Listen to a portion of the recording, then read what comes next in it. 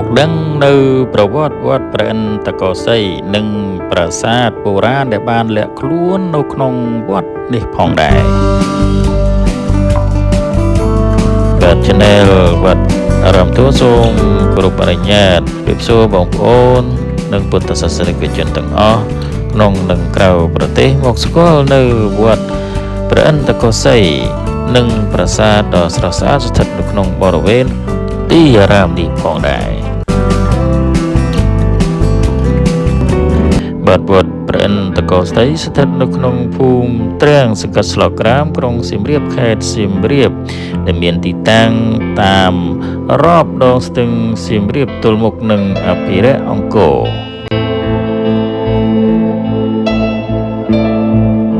វត្តនេះត្រូវបានកសាងតាំងពីឆ្នាំ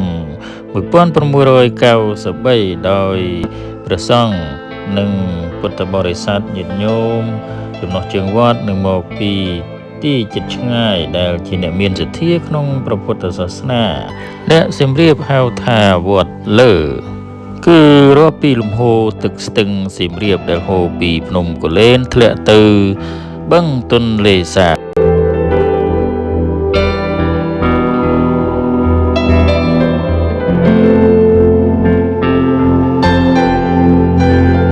សូមជម្រាបផងដែរថាចាស់បុរាណនៃសម័យដើមមានជំនឿថាទឹកស្ទឹងសៀមរាបនេះគឺជាទឹកស្ទឹងស័ក្តិសិទ្ធិដោយសារទឹកដែលហូរធ្លាក់ពីភ្នំកូលែនឬក៏ក្បាលស្ពានដែលឆ្លងកាត់នៅរូបចម្លាក់ទិទេពដូចជាព្រះព្រហ្មព្រះវិស្ណុនិងសិវលិង្គដែលជាតំណាងឲ្យព្រះសិវៈដែលនៅក្នុងរមណីយដ្ឋានភ្នំកូលែនឬក៏ក្បាលស្ពានដែលយើងហៅថាលិង្គ1000ទឹកនោះប្រែក្លាយជាទឹកពិសិដ្ឋស័ក្តិសិទ្ធិមុនឆ្នាំ1975ព្រះគ្រូចៅអធិការព្រះនាមសួសនិងព្រះរាជគុណអុបបានកសាងព្រះវិហារនិងបន្តមកទៀតព្រះគ្រូចៅអធិការព្រះនាមកែវនេះបានដឹកនាំព្រះភិក្ខុសាមណេរនិងញាតិញោមពុទ្ធបរិស័ទកសាងនៅសាលាឆាន់និងកុដិជាបន្តមកនៅក្នុងឆ្នាំ1975ដល់1979ដែលហៅថាសម័យកម្ពុជាប្រជាធិបតេយ្យវត្តនេះត្រូវបានខូចខាតយ៉ាងដំណំក្រោយឆ្នាំ1979ព្រះគ្រូចៅអធិការព្រះនាមអន្តកេសរោពេជ្រសនបានដឹកនាំព្រួចផ្ដើមជលព្រះវិហារឡើងវិញដោយមានការឧបត្ថម្ភពីអភិបាលធ្វើឲ្យវត្តមានការរីកចម្រើនដែលមានសមិទ្ធផលដូចជាព្រះវិហារសាលាឆាន់កុដិសាលាបឋមសិក្សាសាលាពុទ្ធកបឋមសិក្សា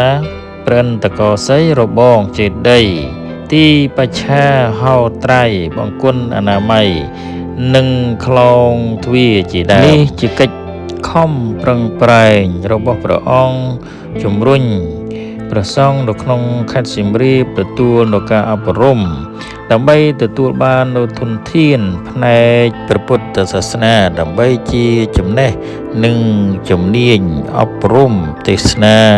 ដល់ញាតិញោមពុទ្ធបរិស័ទឲ្យបានយល់អំពីពុទ្ធវចនៈរបស់ព្រះសម្មាសម្ពុទ្ធអង្គ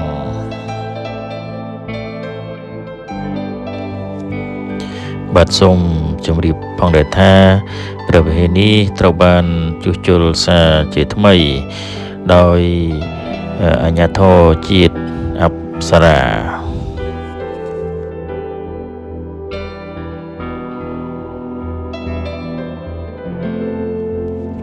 បាទយើងធ្វើដំណើរចូលទៅក្នុង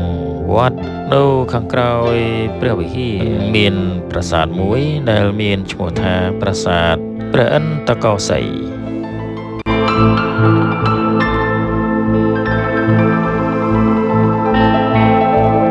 ប្រាសាទនេះមានឈ្មោះដើមថាទ្វិចិន្ទ្រពុរៈមានន័យថាទីក្រុងទ្វិចិន្ទ្រកសាងឡើងនៅសតវត្សទី10ឆ្នាំ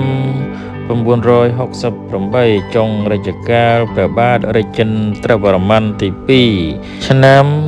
944ដល់968ដើមរជ្ជកាលព្រះបាទជ័យវរ្ម័នទី5ឆ្នាំ968ដល់1001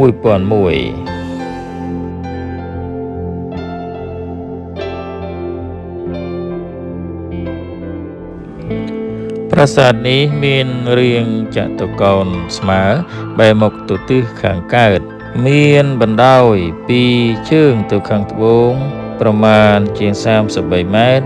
ទទឹងពីខាងទិសខាងកើតទៅទិសខាងលិចប្រមាណជាង32ម៉ែត្រ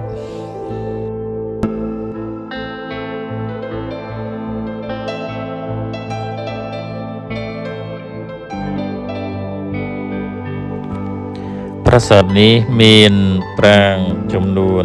2នៅលើផ្តែរមានចម្លាក់នៃអាទិទេពទាំង3គឺព្រះនរាយណ៍ព្រះព្រហ្មនិងព្រះឥសូរនិងមានចម្លាក់រឿងគោសមុទ្រទឹកដោះផងដែរ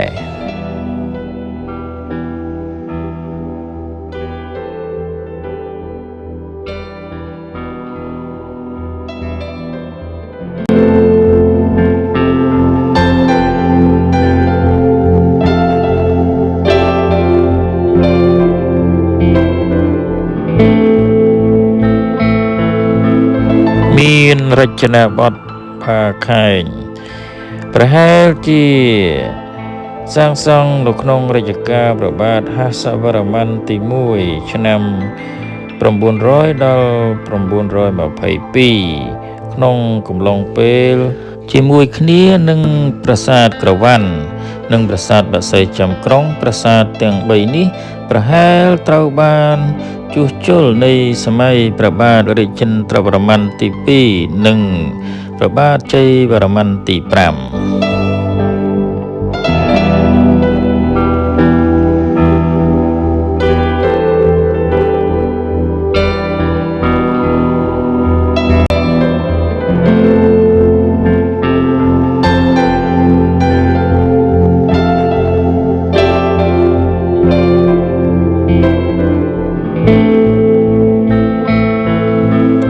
ប្រាសាទព្រះឥន្ទកោសីយ៍ត្រូវបានចុះបញ្ជីក្នុងបេតិកភណ្ឌពិភពលោករួមជាមួយនឹងរមណីយដ្ឋានអង្គរដែលមានលេខរៀងទី